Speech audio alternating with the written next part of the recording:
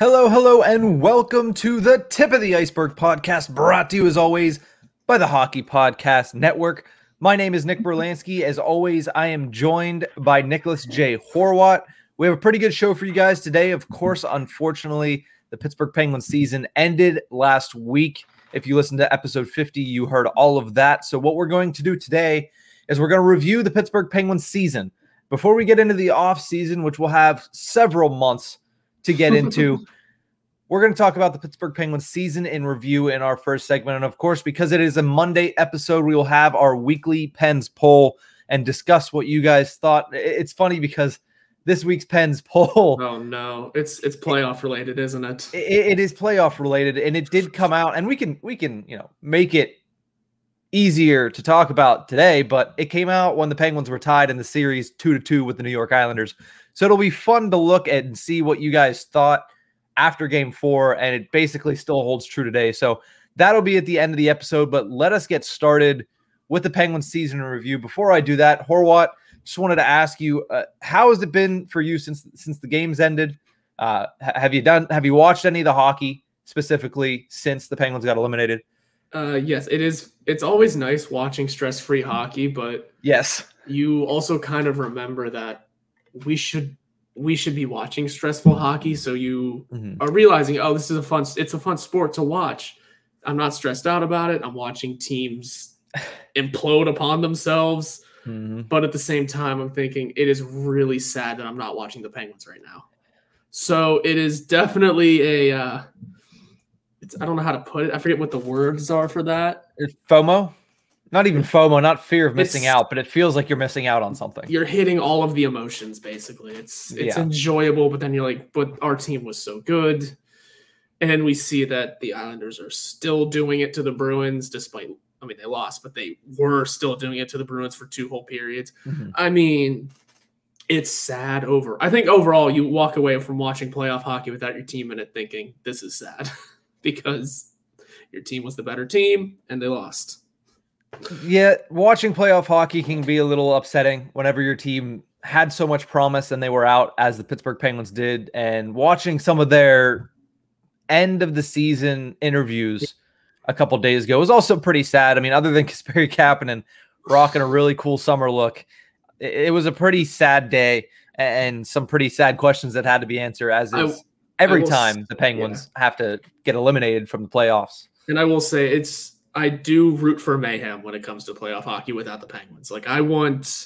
You want game 7. I want the game 7s. I want to see the better team losing, all the mayhem. That's all I want. Just make it entertaining for me, because my team's not in it. There can be mayhem. There can be questionable coaching decisions being made. There can be questionable plays or refereeing happening. I'm down for all of the mayhem when the Penguins are out of it. Give me a Leafs loss. Honestly, I'm sorry, Megan, but give me a Leafs loss today that this comes out, because oh boy, to watch that offseason. Yep, you're just an agent of chaos. You enjoy it. But let's get into the Penguins season in review. Month to month is what I'm going to do first, and then we'll get into some of the bigger storylines. Of course, for the Pittsburgh Penguins, the major storyline overall was injuries, and they didn't even come into game 1 of the season injury-free, as Zach Aston-Reese was coming off of shoulder surgery. But the Penguins, obviously, they didn't start too well. In January, they only had a 5-3-1 record. We all remember what happened in Philadelphia in the first series, and Tristan Jarry having a 775 save percentage in those first couple of games. And of course, on January 27th, Jim Rutherford resigns as general manager, and Patrick Allvin is named the interim general manager. It's hard to remember that actually happened during this season, because 1, it happened so early on in the season, and 2, it kind of is something that Pittsburgh Penguins fans tried to forget, because as much as there were his reasons, which we still don't know why Jim Rutherford did it, as he is currently looking to get back into the NHL, it kind of did feel like, okay, you kind of walked out on him. I don't want to say that because Jim Rutherford did so much for this organization, but it felt like you walked out on him 6 or 7 games into the season. Yeah, no, after looking back at it and seeing that he's already got an agent and is looking for another job, yeah, no, he he quit. We can officially kind of say that because there's no reason why, if this was a retirement or he was just trying to take an honest leave, he would have waited till the end of the season. He would have waited it out. Probably would have butchered this team, but he would have waited it out for himself. No, he straight up quit, though, because quitting and taking the year off, it at least looks better than quitting and going to a new team right away. Well, he was still under contract with the Penguins, and he still is under contract until, I believe, June 1st. So tomorrow, he'll be free to sign where he wants, and this story will come to a conclusion for Jim Rutherford and the Pittsburgh Penguins. So it was a crazy thing. And listen, it was also a lot more difficult in January with COVID. The vaccine wasn't as readily available. I mean, I think it was just getting pushed out for the first time at that point. So we don't know his reasoning behind that, but that was a huge storyline because that left a chasm with the Pittsburgh Penguins, especially after how many moves Rutherford made over the offseason to bring out the team that we saw struggling early on in January. But of course, February continued to be more of the same. The Penguins only went 6-5-0 in the month of February, but a couple days in, they did find their answer to Jim Rutherford. Ron Hextall and Brian Burke were hired. And also, by a couple days later, on Valentine's Day, the Penguins had used 12 different defensemen due to the injuries. And it was a struggling early season. The Penguins were trying to find people to play on the blue line. They had just gotten Ron Hextall and Brian Burke in. What do you remember what you felt at that point? Because P.O. Joseph was in the beginning of his whole little run here, and we really didn't know what direction this team was going to go in a tough division, having a rough start. Not only was it a rough start, I mean, you mentioned Valentine's Day. That was also the first game that we decided to finally win by more than one. Yeah. We looked cold out of the gates because, we were picking up wins, and a win is a win in this league. But we were giving up OT wins, shootout wins, which I think we said it 1,000 times then. In a season like this, you don't want to do that. But there we were, just at least collecting wins. And hey, guess what? They worked out. We won the division. All right, cool. But I mean, these early wins, I mean, like I said, took until Valentine's Day to win by more than one. And that was game 13 of the season. Game 13, and we had used 12 defensemen by then. Oh, boy. Yeah, it was cold. It wasn't fun, really. I mean, we were playing okay. We were playing good hockey. It's always fun watching Crosby play, but it was a weird time. Like, we knew the fan base knew they were collecting wins, but they knew they weren't really doing it the right way or good enough. It's a little scary, and that's kind of whenever all of these goalie trade talks started, right? Yeah. Yeah, it was at that moment that Casey DeSmith was doing okay, and he was getting, honestly, 50-50 of the starts with Tristan Jarry, who was still struggling and trying to find his game. And luckily for the Penguins, he eventually did do that, only to lose it again as soon as the playoffs started, but that's not something we'll get into today. But it was crazy to see, like, if we remember, Yannick Weber played a couple of games. I believe, who else was there that I have to think of? I can't even remember because there were so many defensemen that the Penguins had, but Yannick Weber is definitely the standout. He was brought in by, I believe it was Alvin. Yeah, so he's Alvin's not even it was like Alvin's only move. Yeah. So it was a weird time in February. And of course, with the division they were in, the outlook was pretty grim, facing every injury on the back end. But luckily enough for the Penguins, they had been completely healthy forward-wise up to this point once Zach Aston Reese was able to return from shoulder surgery. And once he did, he actually played extremely well. He had 3 goals in his first 3 games, which is an offensive showing that we definitely didn't expect out of Zach Aston Reese. And that was truly the beginning of the Penguins' fourth line, showing that they're going to score more goals this season. And it was a welcome sight, especially because Crosby, while he was playing pretty well, was not at his normal standard yet. He was still struggling to get it going. Evgeni Malkin was having an absolutely horrendous start to the season. Kris Letang was having an absolutely horrendous start to the season. It felt like Kris Letang was one of the injured defensemen, but realistically, he only missed 1 game this season. It was weird. I looked back and it surprised me because of how poorly he played. It felt like he wasn't even playing. That's how bad it was at the beginning of the season for Letang, which makes it even more remarkable considering the way that he ended the season and how high of regards he was held in by a lot of the people that cover the Pittsburgh Penguins. He had a fantastic season through and through, but up through February, it wasn't that great. No, not at all. And yeah, Letang was definitely he was cold off the start too. I mean, he was lucky enough to turn it around and be the Kris Letang we all know, but I mean, at what point were we getting worried the entire time, right? We were extremely worried, mainly because we were also not in a great position in the standings, and everybody kept reminding us that the Pittsburgh Penguins, they go as Kris Letang goes, and Kris Letang was going in the gutter. So it was a pretty bleak outlook for the Penguins in February, and we had belief that this team, considering it was Sidney Crosby, Evgeni Malkin eventually we knew was going to turn a corner. Kris Letang, I mean, we didn't know he was going to become what he became, but we had to figure that he would at least taper off to the mean of what Kris Letang does. But it was a pretty bleak outlook in February. It was. It definitely was. And sorry, I get so confused when I hear noises behind me. I'm home alone and I can hear things. But yeah, no, it wasn't good. It was about as scary as the noises I'm hearing behind me. But hey, he was able to recoup and, like I said, be Kris Letang, be one of the top point scorers on the team with 38 assists. Don't forget that, everyone. 38. Sheesh. Oh, God. But by the way, you just reminded me of something, and it's a quick tangent. Were you the type of kid when you were home alone that if you heard a noise, you had to turn all the lights on and inspect the entire house?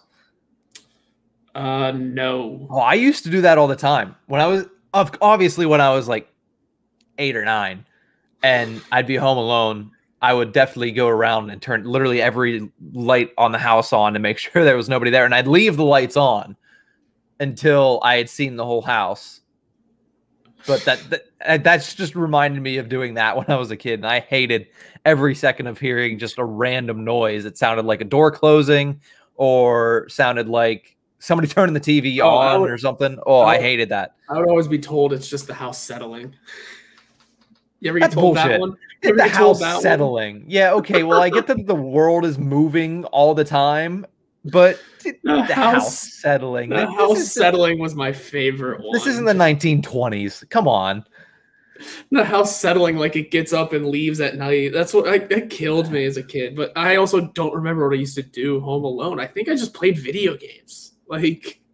See, that would make me a little bit more freaked out because if I could hear it through my headphones, then it was pretty loud sound, and I was a big Rock Band kid, so I probably had the volume up really high.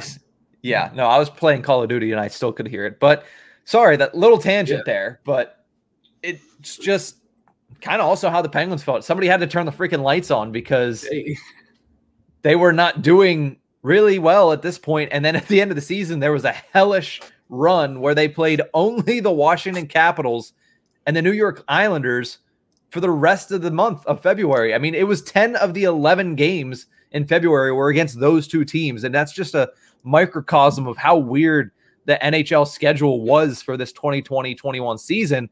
Luckily, the Penguins, who had been struggling through January, didn't start off February on the right foot, finished with a 6-4 record in those games, which, considering the type of players you had on the back end, of course, mostly Brian Dumoulin was missing, and that was a big story for the season because without him, they played around 500 hockey. With him, they only lost about 6 or 7 games in regulation. So it was a tough stretch through February. I know I keep saying that, but really, if you look at the way this team played over the last 3 months of the season, it's remarkable the turnaround that they had.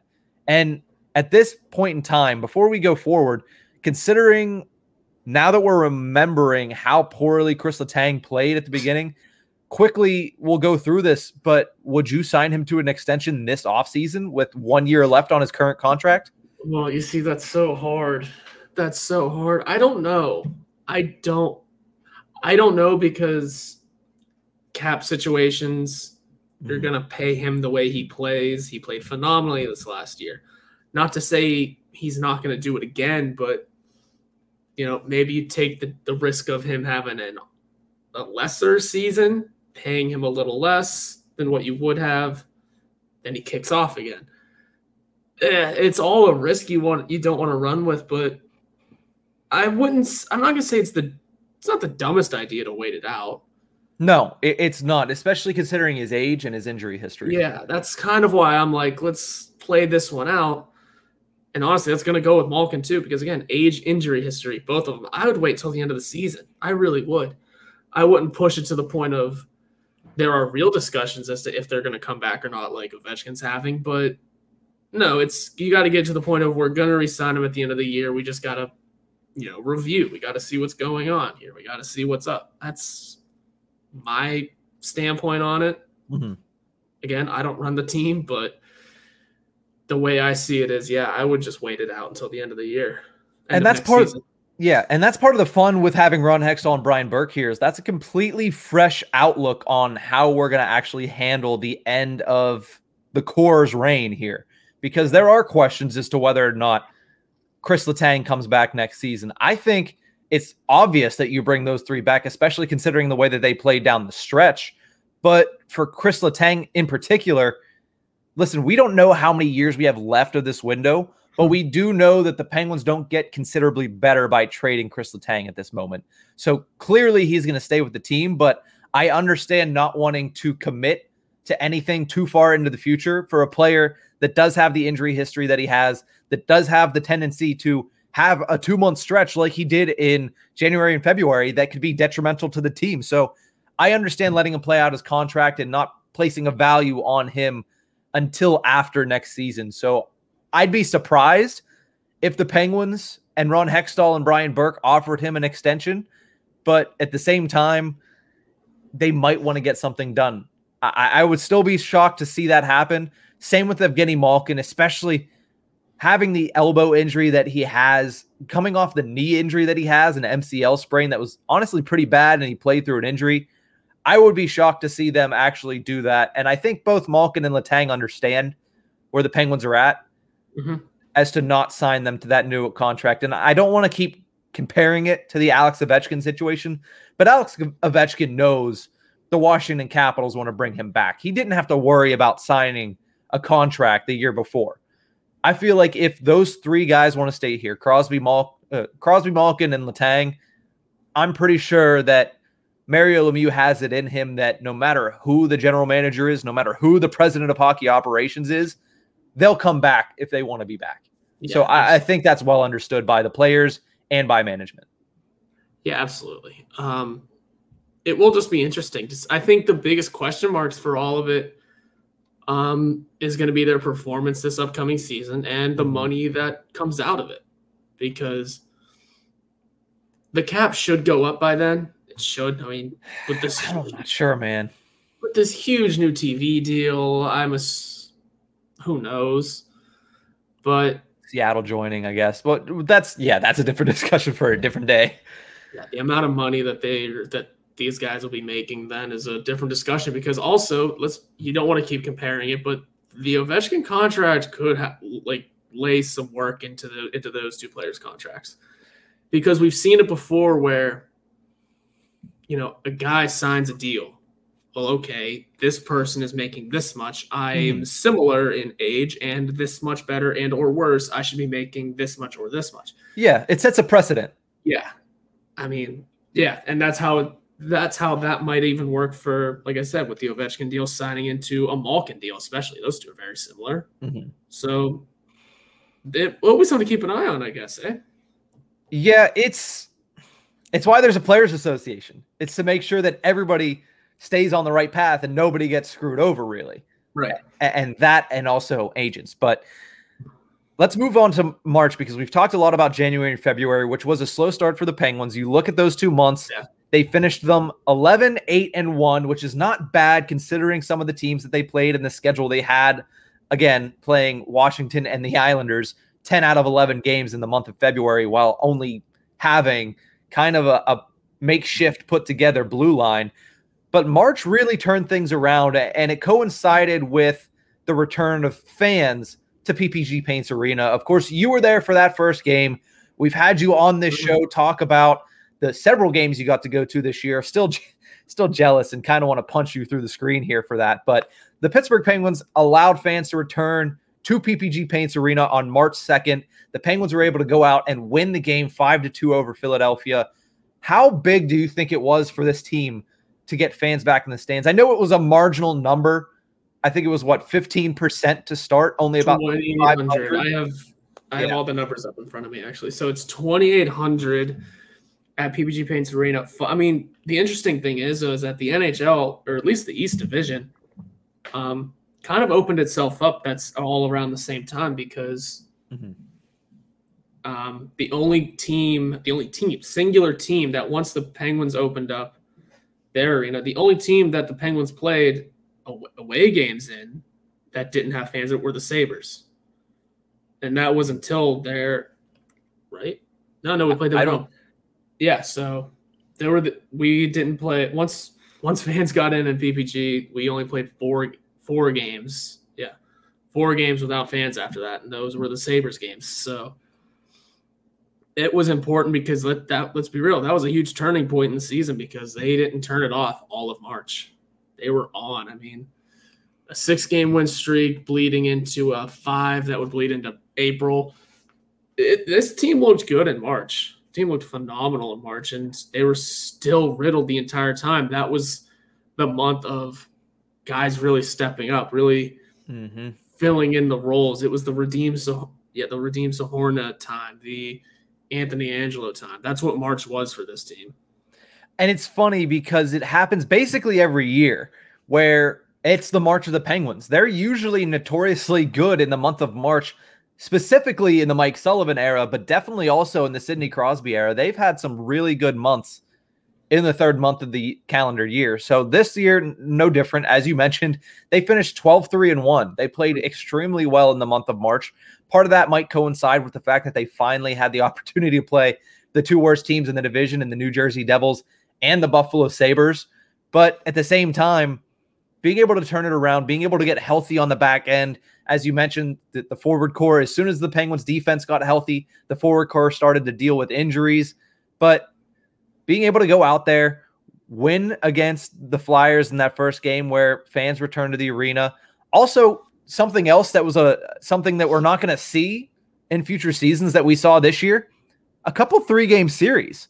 The first one against the Philadelphia Flyers, the second one against the New Jersey Devils, and the Penguins, the first time ever playing 3 games in a row against the same team, kind of making this season all that much more similar to back in the original 6 days, which, again, was a big reason to why I loved the way that the NHL set up this season. I enjoyed basically being your own original 6 up until you have a champion. It basically is a pseudo morph of the original 6 and the current layout of the CHL.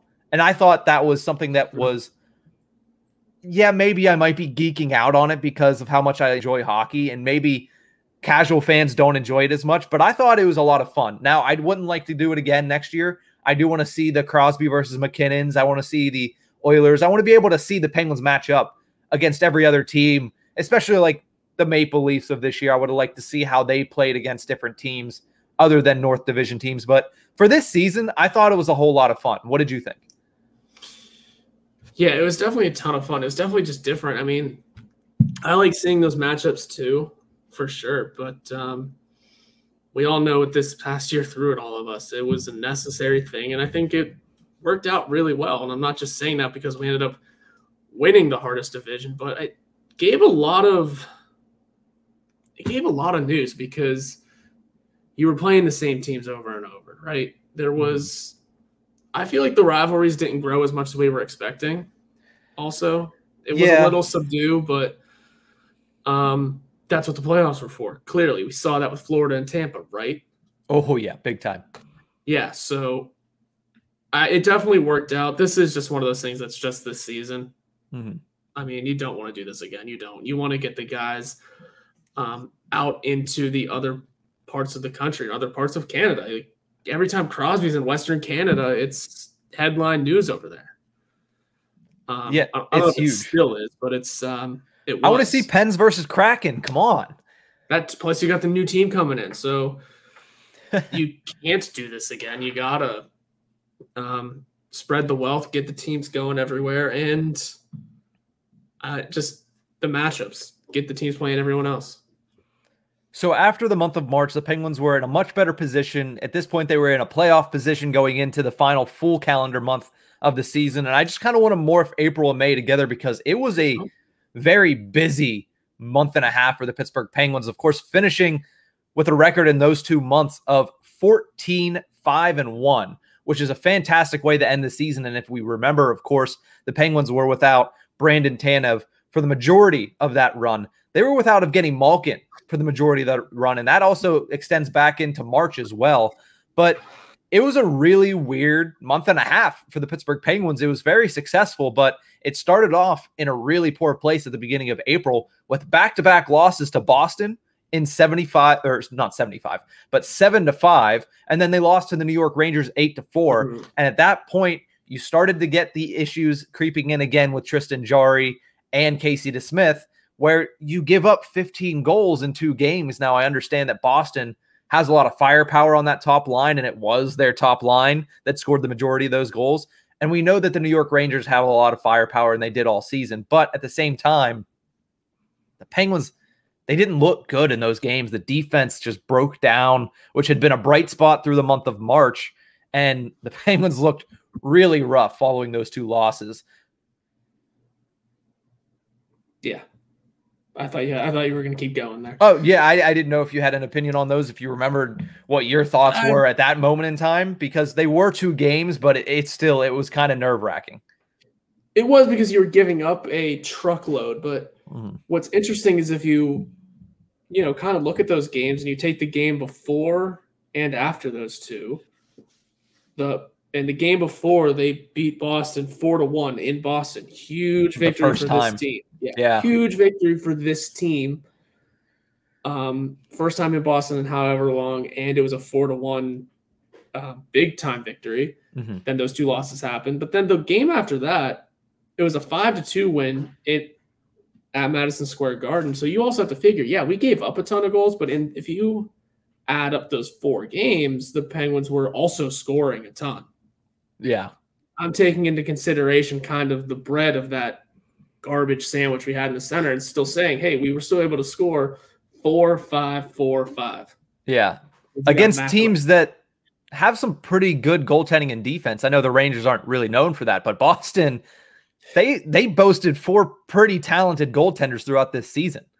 So in hindsight, if you think about it, the Penguins scored 18 goals in those 4 games and gave up 14? No, not 14. It was 15 in the 2. 18. It was 18 and 18. It was a clean, evens. Yeah, it was a weird segment, and luckily the Penguins were able to bookend those 2 crap sandwiches with some pretty good performances against the same 2 teams that pretty much killed them.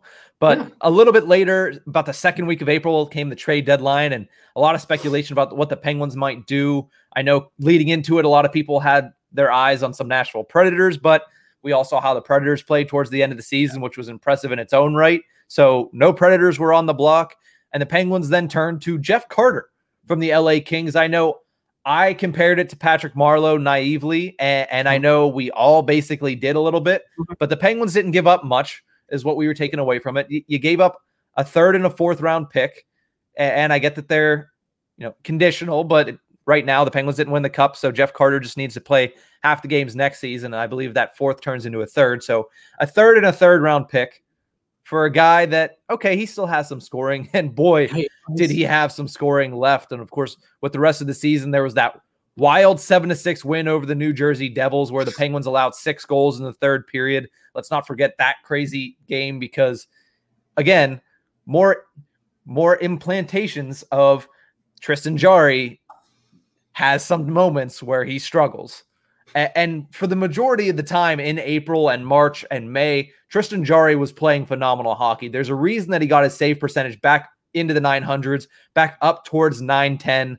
And it's because of how good he played in the months of March and April, but there were moments, like I said, that back-to-back losses to Boston and New York that were really bad. And Casey DeSmith had his hand in that. But that 6-goal third period and the fact that Tristan Jarry was allowed to stay in the net for that 6-goal third period is also kind of a foreshadowing of things to come for Mike Sullivan in the playoffs. But it was a crazy month with some crazy performances for the Penguins. And at the end of April, the Penguins had clinched their 15th consecutive postseason berth. I understand that we finished it with our 3rd consecutive first-round loss, but it's still crazy to look back and say, all right, now next season we can start working on 16 consecutive postseasons. Yeah. And it's huge. Eventually, sooner or later, I'm going to write a big, long piece for the Hockey Writers that's going to be kind of going over each of those runs. So wish me luck on the next week that might take. But, yeah, no, we've talked about it forever and ever here that 15 years is nothing to really – yeah, there have been some bad runs in there, but that's still 15 consecutive years. Crosby has only missed a single playoff appearance in his entire career. Malkin has never missed one. Letang has never missed one. The core is, a playoff core, obviously. It's where the performance stands in the playoffs. I mean, those 3 weren't the reason this time around. Let's make that clear. But, yeah, so reaching the playoffs for the 15th straight year in this division, in this year of all things. Yeah.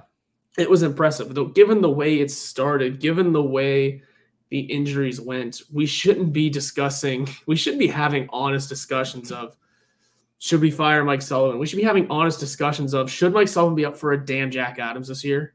You want to fire that? Out of my face. Yeah, I mean, the Penguins ended up winning the Mass Mutual East Division, which was the toughest division to win, in my opinion, in hockey. I understand that they did have Buffalo and New Jersey in this division, but at the same time, the quality of those other 6 teams, even Philly, who had a really tough season because Carter Hart couldn't get things together, Philly was a tough team to beat. They didn't make it easy.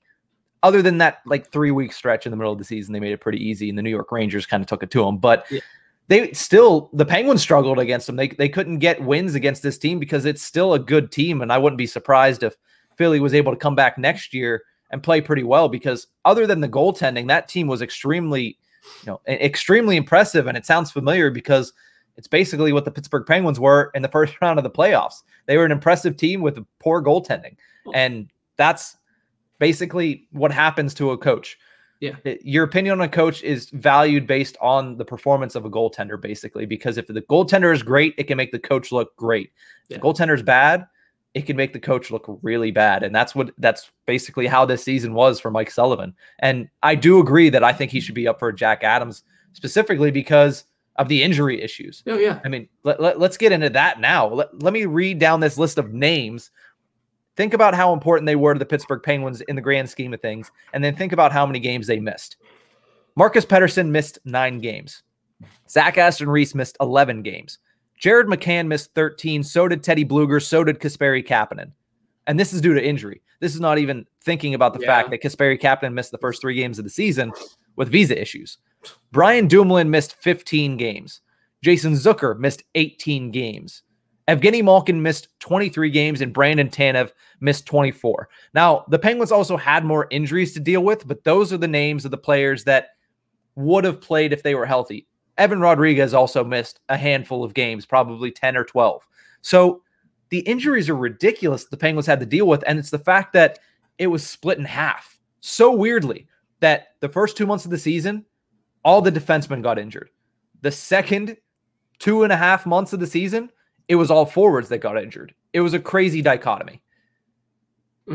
And what was I about to say? Not only that, but you think of those names, and those are key contributors on this team that you just can't be missing. I mean, that many games that you were listing, I mean, what were some of those numbers? 24, 23, 18, 15. Even in a regular 82-game season, that's a pretty bulk majority of games. That's the point I was getting at. That's all those games that you're counting up in a 56-game season. 56. That's Malkin is damn near half the season. That's not ideal. You don't want your second line center missing that much time. That percentage, we're so worried about win percentage. That percentage of games missed, not ideal. And for like the third, fourth, fifth, sixth year in a row, it seems the Penguins are near the top in man games lost, because we don't think about those other teams in those man games lost, though, because when teams get hit with big injuries like that, they're usually not good teams that year. They call it in. They said, we missed all of our stars this year.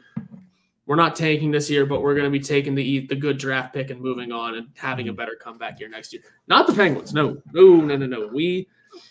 Our injuries hit us, and I mean, hell, in some cases we thrive. In some cases we find improvements in our game. In some cases we have our call-ups not carry this team, but be huge contributors in turning momentum around. And we say we don't need that easy draft pick because we don't even have a pick. So we're going to go out and do the thing with no matter who's in the lineup. And we did. That was massively important, because I think when it came to man games lost, I think it's usually always the Blue Jackets for some reason. I think the Blue Jackets had more than us. Yeah, the Blue Jackets are usually a pretty injured team. Yeah, but this year, I mean, they finished last in the Central, so yeah. Here's the thing too: when teams run into this and then they still make the playoffs, that coach usually gets a Jack Adams. So we'll see what happens with the Penguins and Mike Sullivan. But the Jack Adams for a Penguins coach is just the fall of man. That's true. That is 100% true. But there were a lot of milestones hit this season for Pittsburgh Penguins players. Points-wise, Mike Matheson hit the 100 points mark. Jake Gensel got his 100th NHL goal. Kasperi Kapanen, his 100th NHL point, which kind of seems crazy considering it feels like he's been in the league for a pretty long time. Brian Rust hit 200 NHL points. Evgeni Malkin hit 1,100 NHL points March 15th against Boston, and Sidney Crosby hit 1,300 points March 25th against the Buffalo Sabres at home. He became the 8th fastest player in NHL history to hit the 1,300 point mark. And of course, there were other milestones as well, some NHL debuts. P.O. Joseph made his NHL debut this season. Drew O'Connor early in the season was able to make his NHL debut before going back to Wilkes-Barre and kind of working on his game the rest of the season. Radim Zohorna, as you mentioned, made his NHL debut and scored his first NHL goal. And that was also, excuse me, that was also in the same game that Sidney Crosby scored his 1,300th point, because we got the famous picture of Radim Zohorna in his locker stall in the dead center of the Pittsburgh Penguins locker room on a basically garage shelf and that we all had. Target-branded kitchen shelf, yeah. Yeah. And yeah, you mentioned all those point ones. You're not even getting into like the games played ones where I had that next. There's about 10 players that hit marks on that. Yeah, I'm just trying to read through my old story here. I mean, I'm sure you mentioned, but Rust hitting the 100, 100, 200 mark on all of them. I believe he did it. He had 100 goals and 100 assists. Yes. Cool. Yeah, I mean, 1, 1, and 2, good for him. That's great for him. And then, like I said, the games played one. Crosby, the big one. That was probably the biggest accomplishment of the year because it was the most hyped up. It was the most talked about, and the one we got the most discussion out of. Because beyond that, I mean, we saw him cry. We saw Sidney Crosby cry. Yeah, we did. And we actually, for the people that didn't know, they saw his significant other for the first time. We saw a lot of Sidney Crosby that day. I need to find it.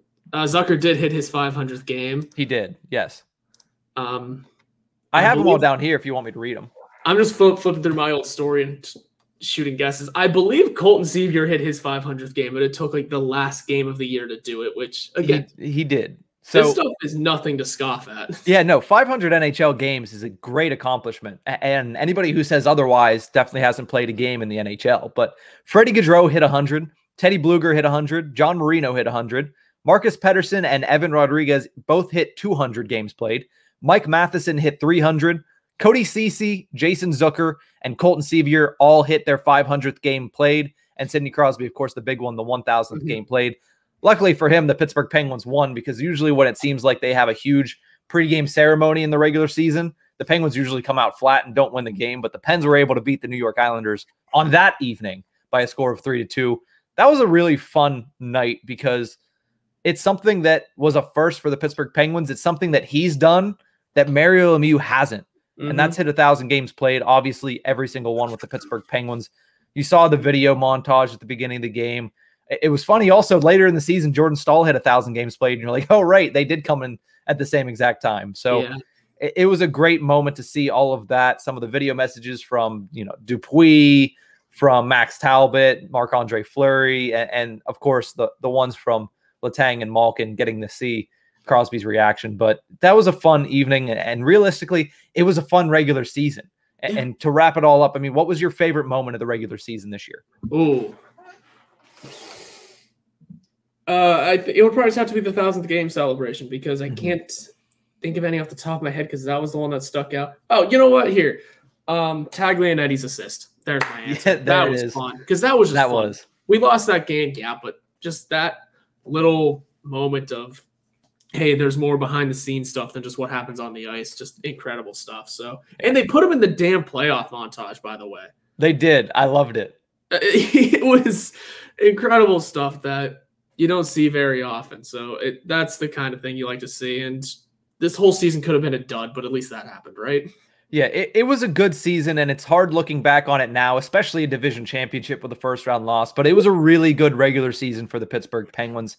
If I had to say my favorite moment, it was that February 2nd game. Not just seeing fans in the stands, not just the fact that the Penguins beat the Flyers by a 5-2 margin, but seeing the team salute the fans at the end and knowing that it was genuine from their point of view. I mean, it could have looked phoned in. It could have looked like, yeah, well, we got to do this. We have fans in the stands. No.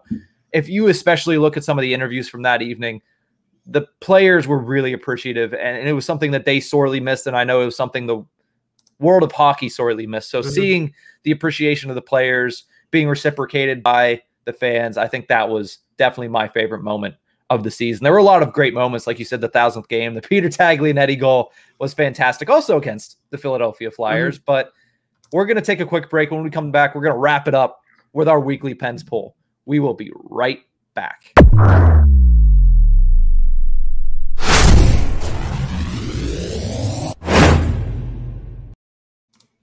Welcome back to the Tip of the Ice-Burgh podcast, brought to you as always by the Hockey Podcast Network. We spent the last 40 minutes breaking down the Penguins' regular season that was kind of putting an end to the Pittsburgh Penguins season of 2020-21. Considering our last episode, episode 50, go back and check that out if you want a review of the entire postseason, which was only 6 games long for the Pittsburgh Penguins. But there was a lot of storylines and a lot that happened in that 6-game set. But let's finish it off with a weekly Pens poll. As I said at the outset of this show, our Pens poll came out as the series was tied 2-2 last Monday. And the question was, if you could bring back one former Penguin from the Crosby era for the rest of the postseason, who would it be? So apropos that Marc-Andre Fleury won this poll by such a large margin, 72% of the vote. Phil Kessel got 15, Jordan Staal got 11, other was 2%. Horwat, let's switch it up a little bit. Obviously, considering the way Tristan Jarry played, Marc-Andre Fleury was the answer that most people were going to come with, especially if I put this poll out this week. Who would they have needed? It would have been Marc-Andre Fleury. So who do you think they would have needed, and why do you think they would have needed them and could have used them in that series against the Islanders?